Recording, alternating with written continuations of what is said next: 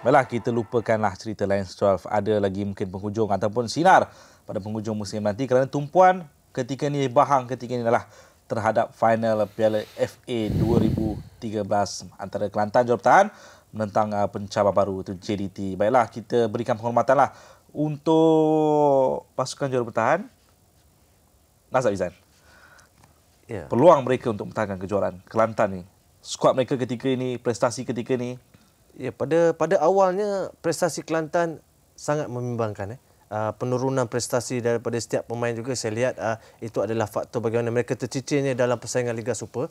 Tetapi mereka bangkit dengan mungkin rehat yang digunakan oleh setiap pemain dan juga coach yang dapat mengesan. Mungkin ada kelemahan-kelemahan yang mereka perlu atasi. Tetapi mungkin ialah dalam kedudukan Liga mereka tidak berapa baik. Tetapi mereka berjaya mengekalkan reputasi sebagai juara bertahan dalam Piala FA. Mereka mara dalam final kali ini.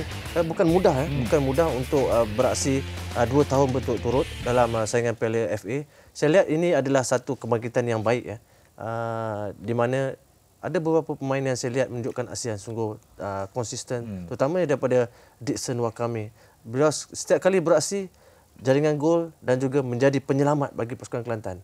Dan ini adalah saya lihat bagaimana kekuatan yang ada pada pasukan Kelantan. Sebenarnya sukar untuk kita pilih siapa sebenarnya ataupun kita letakkan siapa sebenarnya pasukan pilihan. Nazab sebutkan bahawa Kelantan memiliki pengalaman sebagai juara bertahan, bagaimana mereka bangkit daripada prestasi yang kurang merasakan. Tetapi JDT harus kita berikan pujian. Dalam saingan Piala FA ini berapa kali mereka diambang kekalahan penyingkiran, mereka bangkit. Jadikah, apakah Denny berasakan JDT juga sebenarnya layak untuk diletakkan sebagai pasukan pilihan juara? Kita boleh nampak daripada 3 perlawanan tersebut, aspek kekuatan mental menjadi senjata pasukan JDT. Di samping kita tidak boleh menafikan geniusnya, taktikal Fandi Ahmad apabila berada dalam situasi genting, ada saja backup plan dia dapat lakukan dan menjadi. Dan saya lihat itu satu kelebihan yang ada pada Fandi Ahmad, dan saya secara peribadi melihat di atas kertas dari segi jurulatih, Fandi mempunyai kelebihan berbanding Boyan, dan juga dia mempunyai banyak pilihan pemain di atas padang yang boleh direncanakan semasa bertemu Kelantan. Berbanding Kelantan yang saya nampak lebih banyak bergantung kepada sesetengah pemain. Dan satu lagi kelebihan saya nampak pada pasukan JDT bukan sekembalinya pemilihan baru pemain-pemain daripada pasukan Johor yang diserapkan ke pasukan JDT. Saya telah mengukuhkan lagi bahagian pertahanan JDT. Saya nampak itu satu perkara yang boleh membantu JDT pada aksi final kali ini. Okey, nampaknya Nazab dan juga Denny merumuskan kekuatan kedua-dua pasukan. Apa kegusaran utama yang patut dilihat Kelantan dan juga JDT ketika ini?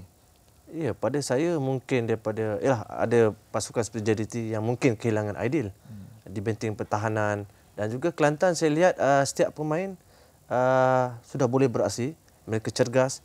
Pia juga telah memainkan peranan yang baik, dan saya nampak dua-dua pasukan ini, jikalau boleh saya sifatkanlah dua pasukan yang sepatutnya memang layaklah untuk beraksi dalam final. Kerana dua pasukan ini mereka telah banyak rintangan. Bagaimana Kelantan hampir-hampir dimalukan Terengganu dengan jaringan di Kuala Terengganu, tetapi mereka bangkit di saat akhir, dan saya rasakan ini adalah dream final untuk tahun ini. Okey, nampaknya Nazab masih berat lagi kat Kelantan tu, nak tahu kenapa. Mungkin perlu kita lihat rekod pertemuan antara kedua-dua pasukan ni sepanjang musim ini. Ada 2 perlawanan antara mereka. Kelantan seri 1-1 di Kota Baru tentang Johor. Dan kemudian Johor Darul Takzim menang 2-0 tentang Kelantan. Nazab masih lagi berat dengan Kelantan. Denny, JDT. Saya lebih cenderung untuk mengatakan pertemuan ini sebenarnya seimbang sebenarnya. Tetapi kemungkinan kehadiran pemain-pemain yang saya ingat mampu memberikan kelainan pada Aceh Padang seperti Lionel Nunes, dan juga kehadiran Nur Syahrul Ilan Talaha yang merupakan bekas pemain Kelantan. Saya ingat di situ sedikit sebanyak mungkin boleh membantu pasukan JDT. Dan satu lagi perkara yang harus diingat, JDT Maklumat dalaman lagi ya, insider trading. Lebih mahukan kejayaan ini kerana mereka sudah lama tidak merasai pentas nikmatnya gelar juara.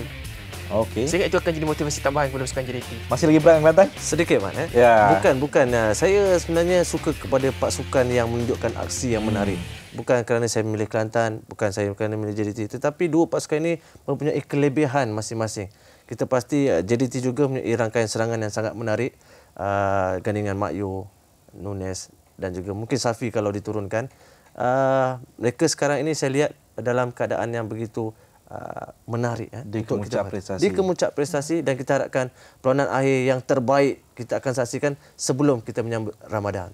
Oh, terbaik. Terbaik daripada Nazak Izan hari ini. Jadi bermakna kita mendapat satu final yang berkualiti, betul, yang haknya dapat dinikmati peminat bola sepak tanah air. Dan seterusnya kita akan beralih kepada kata undian. Ni untuk Denny Azmin, baru elemen ni kan. Jadi kita tengok undian yang sudah kami jalankan di Facebook, dan ini membabitkan suara peminat terhadap siapa yang bakal menjulang Piala FA musim ini. Satu soalan saya nak beritahu. Nak tanyalah, bagi tahu. Kelantan 51%, Johor Darul Ta'zim 34.1%. Apakah ini bayangan sebenar keseluruhan tinta bola sepak Malaysia? Pinjam kata daripada Hafizal Ahmad. Ataupun daripada pecahan peminat mereka sebenarnya? Saya nampak pecahan peminat itu memang satu faktor lah. Tetapi saya lihat peminat-peminat yang tidak menyokong Kelantan lebih cenderung untuk menyokong Kelantan atas elemen-elemen yang saya rasa kita sendiri pun tahu. Yeah. Saya tidak mau bicarakan di sini.